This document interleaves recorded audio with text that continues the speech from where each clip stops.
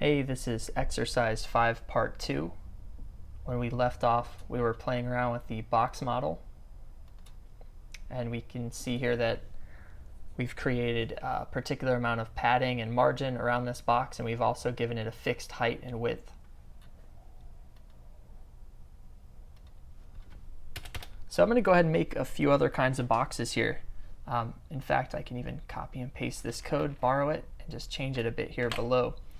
What I'll do is I'll leave this with a class of boxed, but I'm going to apply a different class here. Let's look at some different types of scaling on boxes. I'm going to choose to give this a class name of fluid, and then I'll go ahead and jump back over to my CSS, and we'll apply this particular class. We'll create it here. Okay. So besides, we looked at fixed boxes in the last example. So fixed scaling involves using a fixed amount of pixels. We can also use the % symbol instead of pixels to give something a scalable or a fluid width.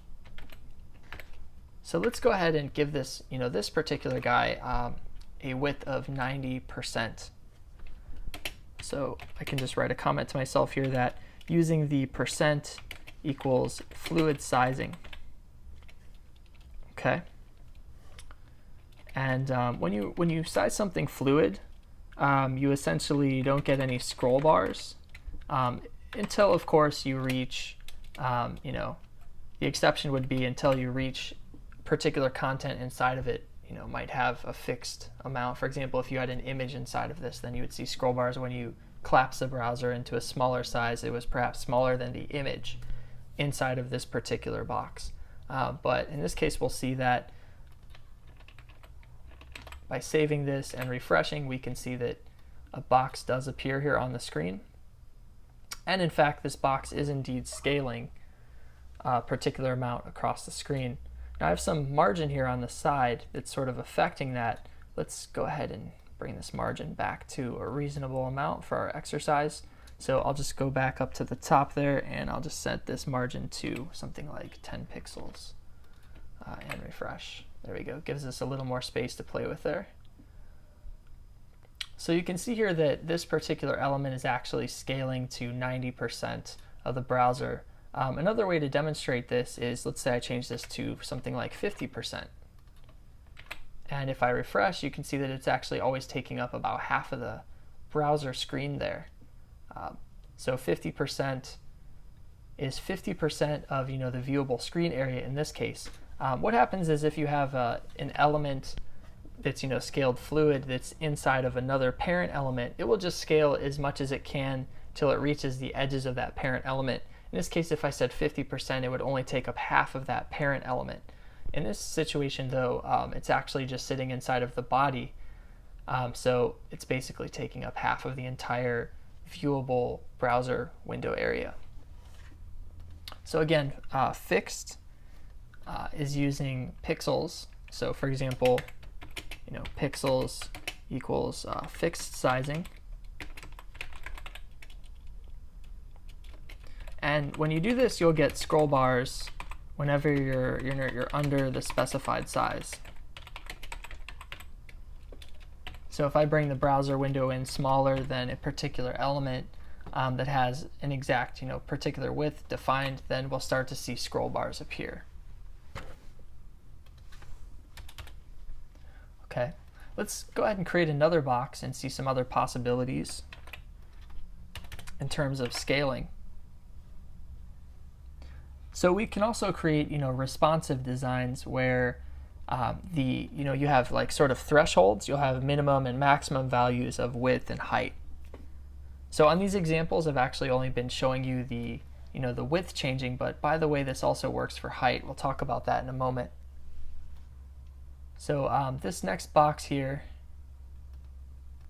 I'll go ahead and give this guy a class of responsive.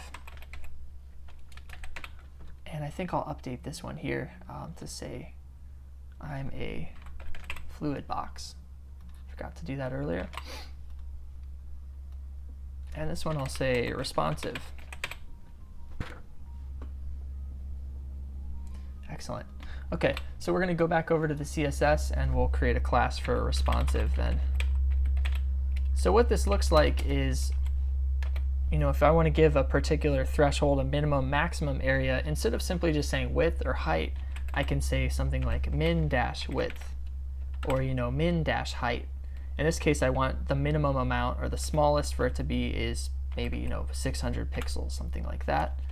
And if I want to set a maximum threshold, I can say max dash width, or max dash height would also work. So in this case, I'll say like 960 pixels, something like that.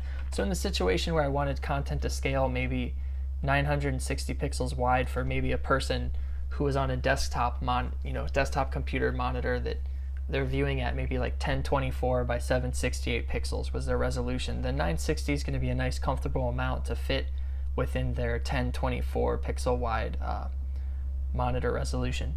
And then, for min width, this is, closer to something like if I have like an iPhone, positioned horizontally, then I can go under, 600 pixels for a smaller mobile application. Okay, so you can set these to whatever you like. Let's go ahead and take a look at what happened there. This guy says I'm a responsive box. Let's make full use of the screen on this one. I'm just going to bring my browser window over. You can see that the fluid box is still scaling, but the responsive box isn't. It's actually choosing to be 960 pixels wide, which is the maximum width here. Now let's see what happens if my screen gets smaller here. In this case, if I make my browser window smaller, it's starting to scale smaller right there. So keep your eye on the box on the bottom there that says I'm a responsive box. Okay, so I'm going down further. And whenever I get to that minimum width, it's 600 pixels, that's when we should see the scroll bars appear. So, there we are. So here it's scaling. It stops scaling at 960, which is the maximum amount. When we bring it in, it will scale smaller and smaller from 960, but as soon as I reach that 600 pixel threshold there, which is right there, right there, bam, we get this horizontal scroll bar. So now I have to use this scroll bar to scroll over if my device is smaller than that. So this is one strategy or solution for making boxes that will modify their own size based on either the parent container that they're in or the browser window that they're in. So different devices then can have sort of different scaling options for the boxes. Let's also talk about something called auto. So I'm going to go ahead and create a class here called auto scale.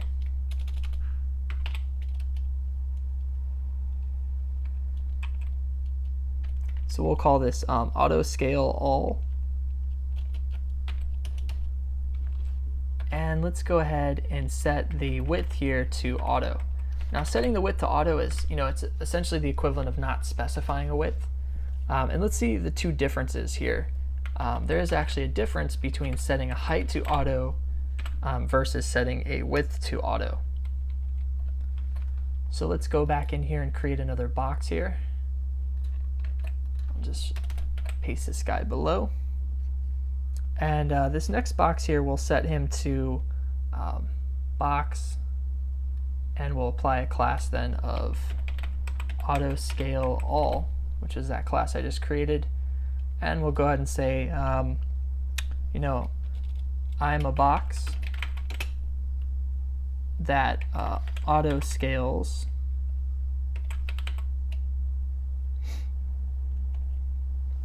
in height. C, something like that.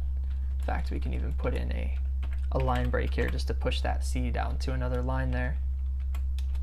Okay. So if I save this guy and I come back and refresh, we'll see that now something completely different happens when you set auto scale for width versus auto scale for height. And that would be that setting a width to auto or not specifying a width for a block level element is going to cause that element to take up all of the horizontal space. So it's almost essentially the same as saying like setting a fluid amount of 100% wide. So when we're saying auto for the width, it's actually taking up all of the width that it can inside of either the parent container or in this case, the parent container is just the body, so it's really just the entire browser window, minus that margin. We added that 10 pixels of margin there. So you can see that that guy is actually taking up all the width of the screen, whereas when we set height to auto, it's actually quite different. Whereas auto width scales all the way, auto height does not. It actually only is as wide as it needs to be. In fact, the only reason we're seeing a little space here underneath the word C is because we have some padding inside of this element, which you can also see here and here. So again, auto width is a bit different. It it'll scale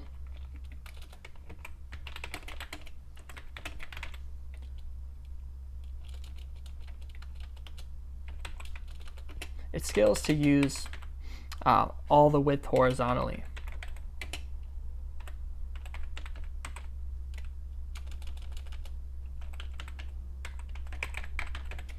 Okay. Whereas the height itself here, it scales to fit the content inside it. So that is a difference there that we should probably be aware of. Here I'll just say, using min and max, gives you responsive sizing.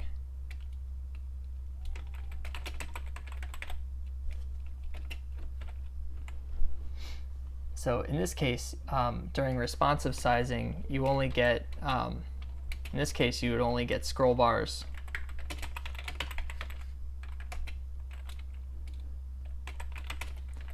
under the min size.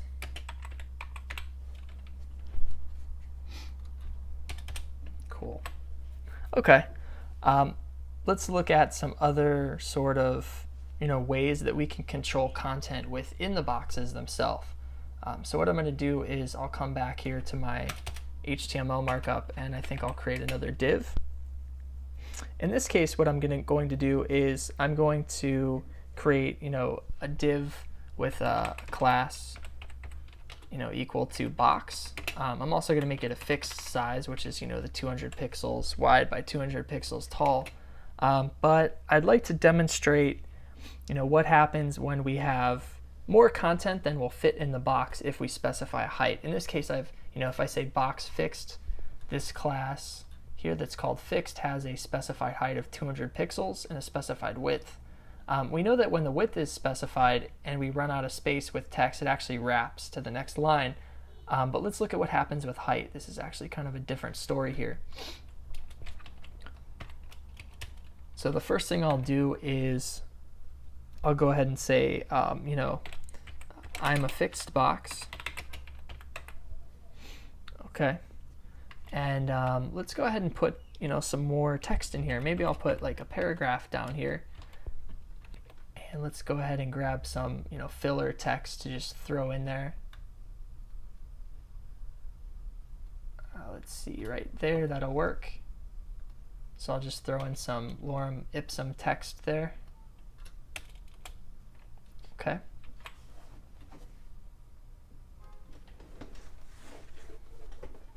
Now if I save this and refresh, we can actually see that something funny happened here. You can actually see that because I specified a height here, that this text is actually just flowing outside of it. Again, if you set a height to auto or you just do not specify a height, then the box itself will just scale as tall as it needs to be to fit all of the content. But here I've actually forced it to be a particular height because I said, height 200 pixels. And we can see that indicated here. This is only 200 pixels. However, this paragraph of text is flowing outside of the box. And what we do is we call this, this particular situation here, this is called overflow. We have something flowing outside of the container. So if I'd like to control that particularly, let's create a class to control that. I'm going to call this class overflow auto. Now in this situation, what I can do is I can set a property known as overflow. And you can see there's actually some different options here. I can say overflow X, overflow Y, which will control overflow only horizontally or only overflow vertically. In this case, I'm just going to use plain old overflow, which will affect them both. And you can see that there's actually some more possibilities here in terms of, you can set it to auto, hidden, inherent, scroll, and visible. The first one I want to talk about is auto. Like that. Okay, so I'm going to go ahead and go back to my index page and apply this to it. So this is box fixed overflow auto.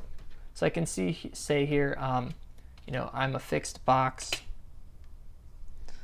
with overflow set to auto, which gives me scroll bars. Cool.